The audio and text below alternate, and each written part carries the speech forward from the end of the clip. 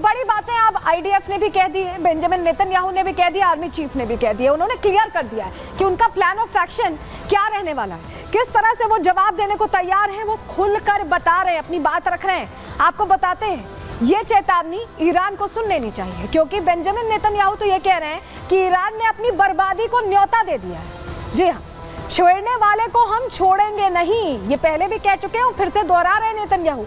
आक्रमण का जवाब आक्रमण होगा।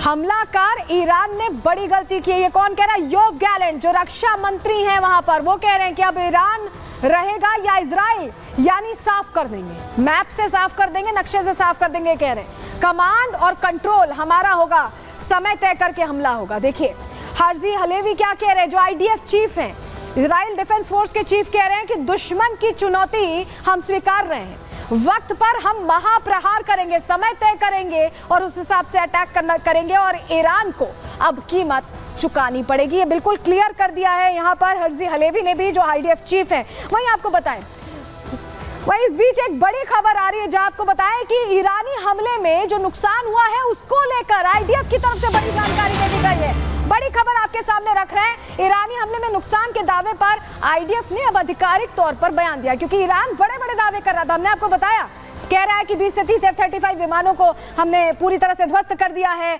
हम बहुत सारे लोगों को, जो 80% टारगेट था वो हिट हुआ है। तो ईरानी हमले के नुकसान के दावे पर आईडीएफ अब कह रही है कि एयरबेस पर दागी जो मिसाइलें दागी गई थी वो बेअसर रही हैं। जी हाँ, क्योंकि 2 एयरबेसेस को टारगेट किया गया था, सेना के बुनियादी ढांचे को कोई नुकसान नहीं पहुंचा। आईडीएफ ने क्लियर कर दिया। आईडीएफ अब बता रहा है कि कोई नुकसान नहीं पहुंचा है, केवल 2 नागरिक छर्रे लगने से, यानी जो स्प्रिंटर्स होते हैं जो मिसाइल से निकलते हैं, उनसे मामूली रूप से घायल हुए हैं। आयरन डोम सिस्टम की वजह से, जो एयर डिफेंस सिस्टम है इनका, उसकी वजह से कोई नुकसान नहीं हुआ। ये क्लियर कर दिया गया है आईडीएफ की तरफ से, जो बात हम आपको कह भी रहे थे। अब ऐसे में 4 मोर्चों पर इस वक्त इजराइल बहुत मुस्तैदी से युद्ध लड़ रहा है। देखिए आपके सामने हम जानकारी जल्दी से रख रहे हैं। देखिए गाजा से शुरू हुई थी बात, लेबनान उसमें कूद पड़ा क्योंकि हिजबुल्लाह उसमें कूद पड़ा, गाजा से हमास को जवाब दिया गया, वहीं यमन से हूती भी कूद पड़े और अब ईरान कूद पड़ा है इस युद्ध में। और इन 4 मोर्चों पर जवाब इजराइल मुस्तैदी से दे रहा है। छोटा सा देश है लेकिन अपने अस्तित्व की लड़ाई लड़ रहा है और बता रहा है कि टेक्नोलॉजिकली कितने आगे हैं, जो आप सोचते हैं उससे आगे हैं। और यही वजह है कि देखिए अलग अलग फ्रंट्स पे, हमास हो, हिजबुल्लाह हो, हूती हो, ईरान हो, सबको खुले तौर पर जवाब दे रहा है। अभी हमने आपको बताया कि जो बड़ी बातें कही गई हैं इन 4 मोर्चों पर युद्ध को लेकर, ईरान को तो सीधे सीधे कह दिया है वक्त हमारा होगा, आक्रमण हम करेंगे, यानी क्लियर कर दिया है कि हर मोर्चे पर हम मुस्तैदी से लड़ रहे हैं, जवाब देने को तैयार है। लेकिन चलिए अब आपको बता देते हैं कि इन देशों की तरफ से क्या कहा जा रहा है, क्योंकि अब जब युद्ध छिड़ चुका है, जब ईरान कूद चुका है युद्ध में, तो वो भी बड़ी बड़ी बातें कर रहा है, बड़ी बड़ी बातें कर रहा है। क्या कह रहा है, चलिए जानकारी जल्दी से हम आपको दे देते हैं, क्योंकि आपके लिए जानना जरूरी है कि किस तरह से अब रणनीति आगे बढ़ने वाली है इस युद्ध में। क्या जो हम कह रहे हैं कि ये 3rd फेज है युद्ध का, वो अब आ चुका है। चलिए जानकारी आपके सामने हम जल्दी से रखते हैं, क्योंकि आपके लिए जानना जरूरी है, आपके लिए जानना जरूरी है कि आखिर ये जो बड़ी बातें कही ईरान की तरफ से कही गई हैं उसको लेकर अब क्या होगा। देखिए इजराइल कह रहा है कि अंजाम भुगतना पड़ेगा। हमने आपको बताया कि ये साफ क्लियर कर दिया गया। ईरान कह रहा है कि नए हमले की भूल मत करना, यानी अगर अब हमला किया तो युद्ध और भयंकर होगा, ये ईरान कह रहा है। अमेरिका ने क्या कह दिया है कि ईरान ने बड़ी गलती कर दी है और वो लगातार सपोर्ट भी कर रहा है इजराइल को। हमास ये कह रहा है कि यह खून का बदला है, खुश हो रहा है हमास। हिजबुल्लाह की तरफ से कहा गया कि इजराइल को सजा मिलेगी, क्योंकि अभी ताज़ा जख्म है हिजबुल्लाह का नसरल्लाह के जाने का, तो ऐसे में वो कह रहा है कि सजा मिलेगी। लेकिन इन सब के बीच आप समझिए कि नेतन्याहू की रणनीति यही है कि जवाब देंगे, और यही वजह है कि उनकी तरफ से एक्शन प्लान तैयार कर लिया गया। चलिए जरा अब आपको बताते हैं कि ईरान में कैसे टेंशन बढ़ गई। जी हाँ, जिस तरह के हालात बने हुए हैं, ईरान के जो लोग हैं वो घबरा गए। उनको पता है कि इजराइल जब कहता है तो वो कर देता है, हमला कर देता है, कुछ सोचता नहीं है कोई भी इलाका। क्योंकि ईरान में आप सोचिए, अगर हमास की पॉलिटिकल लीडरशिप को ध्वस्त कर दिया गया, हानिया को मार दिया गया, तो कुछ भी हो सकता है। ये तस्वीर देखिए, ये जो आप लाइन देख रहे हैं, ये दरअसल गैस स्टेशंस, पेट्रोल स्टेशंस की लाइन है। उनको लग रहा है कि पता नहीं कब सब बंद हो जाए, पता नहीं कब अटैक हो जाए इजराइल का और फिर निकलने में भी दिक्कत आएगी। ऐसे में पहले से तैयारी कर रहे हैं ईरान के लोग। ईरान के लोगों में डर है, भय है, क्योंकि इजराइल हमेशा से ही जो एयर वॉरफेयर है उसमें आगे रहा है और तमाम देशों से लड़ता रहा है। 57 दुश्मन देश होने के बावजूद कैसे खुद हर चीज मैनेज करता रहा इजराइल, ये लोगों ने देखा है पिछले कई वक्त में। और ऐसे में अब इजराइल का हमले का जो डर है ईरान के लोगों पर दिखाई दे रहा है। देखिए लाइन देखिए, आप रसद इकट्ठा कर रहे हैं ईरानी। तो चलिए अब आपको बता देते हैं कि ये जो रसद इकट्ठा कर रहे हैं, क्या प्लान ऑफ एक्शन रहने वाला है इजराइल का। हमने आपसे कहा था कि हम आपको बताएंगे कि कैसे एक एक चीज को प्लान करके इजराइल आगे बढ़ने वाला है। फर्स्ट फेज क्या होगा? फर्स्ट फेज में पहले सैन्य ठिकानों को टारगेट किया जाएगा। जी हाँ, उन्हें ध्वस्त कर दिया जाएगा। पावर प्लांट्स, उसे ध्वस्त कर दिया जाएगा। गैस प्लांट से देखिए आपने गैस प्लांट पे कैसी लाइनें लगी गैस स्टेशंस पे।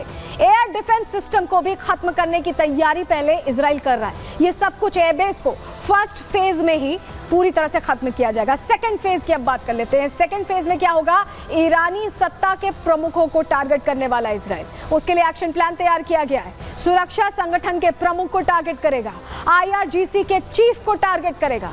थर्ड फेज में क्या होगा?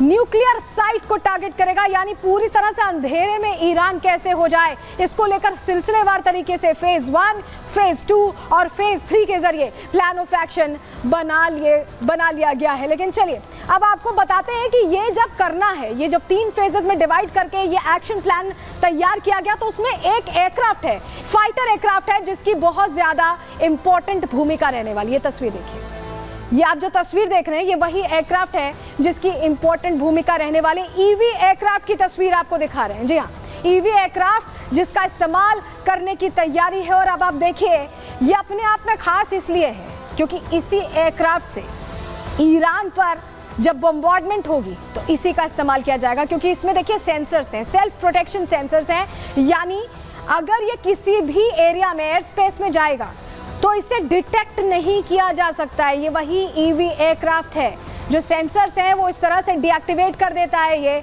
और ये जाकर अलग अलग इलाकों में ये हमला करने में सक्षम है। 360 कवरेज है, एक वास्ट एरिया। आप सोचिए कि 360 डिग्री कवरेज के तहत ये हमला कर सकता है। लेकिन चलिए जरा अब आपको बता देते हैं, जो ईवी एयरक्राफ्ट जिसकी तस्वीर हमने आपको बताया कि सेंसर्स को डीएक्टिवेट कर देता है, 360 कवरेज है, उसकी और क्या खासियत है, जरा तस्वीर देखिए। ये जो तस्वीर है ये हम आपको दिखा रहे हैं, ये कमांड सेंटर है। यहाँ आप जो देख रहे हैं ये कमांड सेंटर है, और यहाँ पे ये EVS विमान है जो जाएगा, सीधे निकलेगा और कहाँ जाएगा? दुश्मन देश, यानी कि ईरान पहुंच जाएगा। ये उनका डिफेंस सिस्टम है, ये उनका डिफेंस सिस्टम है। लेकिन आप देखिए क्योंकि ये EVS विमान है, ऐसे में ये डिटेक्ट नहीं कर पाएगा इस डिफेंस सिस्टम को, और उसके बाद ये हमला करेगा वहाँ और वापस लौटकर रिफ्यूलिंग करके ये वापस लौट सकता है। यानी इसे सैटेलाइट भी डिटेक्ट नहीं कर सकती, इसे दुश्मन देश का जो सिस्टम है, डिफेंस सिस्टम है, जो सिस्टम है वो भी इसे डिटेक्ट नहीं कर सकता। ऊपर आप देखिए, इसके ऊपर जो EVS विमान है, इसके ऊपर जो फाइटर जेट है ये पहुंचेंगे, और देखिए कैसे बम्बार्डमेंट हो रही है। ये ऐसे बम्बार्डमेंट कर लेंगे क्योंकि EVS विमान वो तमाम जो नेटवर्क है उसे डिटेक्ट करने के लिए बिल्कुल भी जीरो कर देगा, वो सेंसर जीरो कर देगा, और उसके बाद फाइटर जेट पहुंचेगा और दुश्मन देश पर हमला कर पाएगा। रिफ्यूलिंग भी एयर में हो जाएगी और किसी को कुछ पता नहीं चलेगा। आप समझ पा रहे हैं? ये वो टेक्नोलॉजी है जिसका इस्तेमाल करके इजराइल जवाब देने की तैयारी कर रहा है। लेकिन जंग में दूरी एक बड़ी चुनौती है। ईरान से इजराइल की दूरी करीब 2000 किलोमीटर है। हम आपको बता रहे हैं, हमले के लिए इतनी बड़ी दूरी तय करनी होगी, एयरक्राफ्ट को, फाइटर जेट्स को वहां तक जाना होगा, और हवाई सीमा से होकर लड़ाकू विमान उड़ान नहीं भर सकते। आप समझिए, दोनों देशों के बीच कई दूसरे देश हैं जिनकी हवाई सीमा है। जो देश एयर स्पेस देगा उसके लिए भी ये खतरा हो जाएगा, जंग खतरनाक हो जाएगी।